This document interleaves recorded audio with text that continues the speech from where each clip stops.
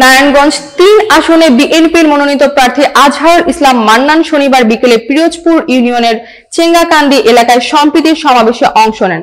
Staff reporter Mohammad নূর নবী Johnny জানান, বিএনপির কেন্দ্রীয় নির্বাহী কমিটির সদস্য আজহারুল ইসলাম মান্নান সমাবেশে বলেন, প্রাণের দল বিএনপির ভারপ্রাপ্ত চেয়ারম্যান তারেক রহমান আমাকে ধানের শীষ প্রতীক দিয়ে দীর্ঘদিন ধরে ত্যাগী ও সংগ্রামী তৃণমূল নেতাকর্মীদের স্বপ্নের মূল্যায়ন করেছেন।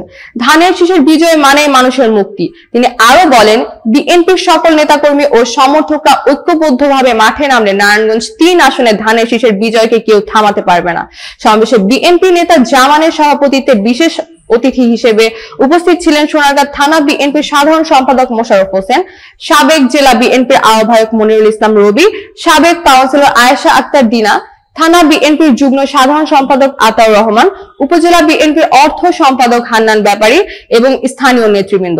সমাবেশ শেষে আজহারুল ইসলাম মান্নান ৩১ দফা বাস্তবায়নের অঙ্গীকার নিয়ে এলাকায় গণসংযোগ চালান এবং ধানের শীষ প্রতীক নিয়ে ভোট প্রার্থনা করেন।